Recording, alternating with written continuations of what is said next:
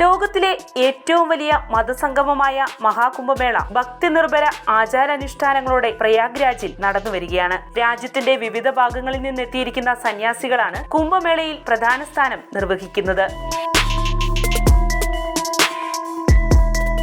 ഇത്തവണത്തെ കുംഭമേളയ്ക്കിടെ ബാബ കൽപുരുഷ് എന്ന 95-കാരനായ അഘോരി സന്യാസി നടത്തിയ ഒരു പ്രവചനം ഏറെ അമ്പരപ്പും ഭീതിയും ഉളവാക്കുന്നതാണ്.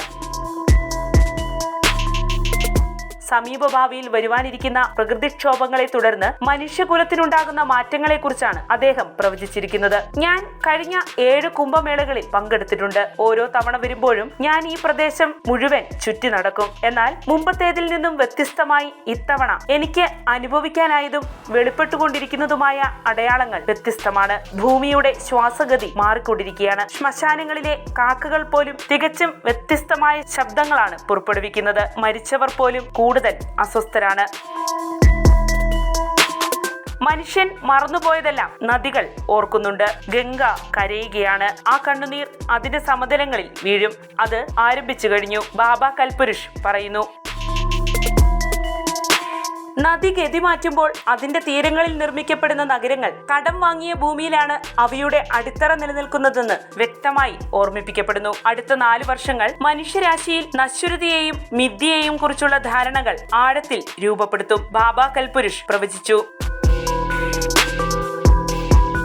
വരും നാളുകളിൽ നടക്കാനിരിക്കുന്ന മഹാകുംഭമേളയെക്കുറിച്ചുള്ള അദ്ദേഹത്തിന്റെ പ്രവചനവും ശ്രദ്ധേയമാണ്. ഈ സംഗമം മാറും. നദി ഒഴുകുകയാണ്. കാലക്രമേണ ഈ സംഗമം പുതിയ സ്ഥലം കണ്ടെത്തും. ഇന്ന് ഒരു യുദ്ധം നടക്കുന്നിടത്താവും ഭാവി തലമുറ കുംഭമേള സംഘടിപ്പിക്കുക. ഈ മഹാകുംഭമേളയിൽ പങ്കെടുക്കുന്ന ഏറ്റവും പ്രായം കൂടിയ അഘോരി സന്യാസിയാണ് ബാബ കൽപുരുഷ്. അദ്ദേഹത്തിന്റെ പേര് സൂചിപ്പിക്കും പോലെ തന്നെ കാലാതീതമായ പ്രവചനങ്ങളാണ് അദ്ദേഹം ഇതുവരെ നടത്തിയിരിക്കുന്നത്. ബാബ കൽപുരുഷ് ഇപ്പോൾ നടത്തിയിരിക്കുന്ന പുതിയ പ്രവചനങ്ങൾ നദികളെയും വെള്ളത്തെയും സംബന്ധിച്ചുള്ളതാണ്. അതേ തുടർന്ന് സംഭവിക്കാവുന്ന ദുരന്തങ്ങളെയും ക്ഷാമത്തെയും സംബന്ധിച്ചുള്ള സൂചനകളും അദ്ദേഹം നൽകുന്നു. അദ്ദേഹത്തിന്റെ പ്രവചനങ്ങൾ പല അവസരങ്ങളിലും കൃത്യതയുള്ളതാണെന്ന് തെളിയിക്കപ്പെട്ടിട്ടുമുണ്ട്. പർവ്വതങ്ങൾ അവയുടെ മഞ്ഞ് ഉപേക്ഷിക്കും. ആദ്യം അത് പതുക്കെയായിരിക്കും. പിന്നീട് എല്ലാം ഒറ്റയടിക്ക് സംഭവിക്കും. പുണ്യനദികൾ പുതിയ വഴികൾ കണ്ടെത്തി ഒഴുകും. പല ക്ഷേത്രങ്ങളും ആരാധനാലയങ്ങളും ഭൂമിയിലേക്ക് മടങ്ങും. ബാബ കൽപുരുഷ് മുമ്പ് നടത്തിയ ഒരു പ്രവചനമാണിത്. ഇത്തവണത്തെ അദ്ദേഹത്തിന്റെ പ്രവചനത്തിൽ വരാനിരിക്കുന്ന അശുഭകര സംഭവങ്ങളെക്കുറിച്ചുള്ള സൂചന നൽകുന്നുണ്ടെങ്കിലും അതിൽ സർവനാശത്തെക്കുറിച്ച് പരാമർശിക്കുന്നില്ല എന്നതും ശ്രദ്ധേയമാണ്.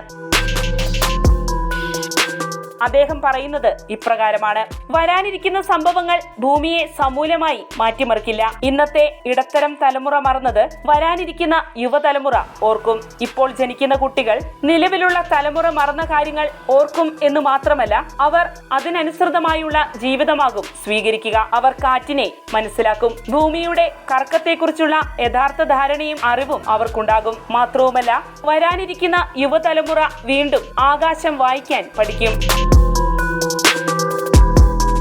ഇന്നത്തെ തലമുറയുടെ സകലതും മറന്നുള്ള പ്രവർത്തനങ്ങൾ പരിസ്ഥിതിക്ക് വരുത്തിവെച്ച കെടുതികൾ തിരിച്ചറിയുന്ന വരാനിരിക്കുന്ന തലമുറ പ്രകൃതിയെ അറിഞ്ഞുള്ള ജീവിതമാകും കരുപ്പിടിപ്പിക്കുക.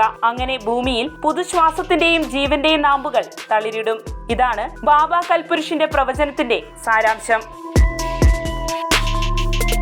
നീണ്ട നാളത്തെ ധ്യാന ജീവിതത്തിൽ നിന്നും അഘോരി സന്യാസികൾ നടത്തുന്ന പ്രവചനങ്ങൾ എക്കാലവും ഏറെ ചർച്ചാ വിഷയമാകാറുണ്ട്. 2 പതിറ്റാണ്ടുകളായി അഘോരി പാരമ്പര്യങ്ങളെ കുറിച്ച് പഠിച്ചിട്ടുള്ള സാംസ്കാരിക നരവംശ ശാസ്ത്രജ്ഞനായ ഡോക്ടർ രാജേന്ദ്ര പ്രസാദ് പറയും പ്രകാരം അഘോരികളുടെ പ്രവചനങ്ങൾ ചരിത്രപരമായി പരിസ്ഥിതി നിരീക്ഷണത്തെ ആഴത്തിലുള്ള ആത്മീയ ഉൾക്കാഴ്ചയുമായി കൂട്ടിയിണക്കുന്നതാണ്.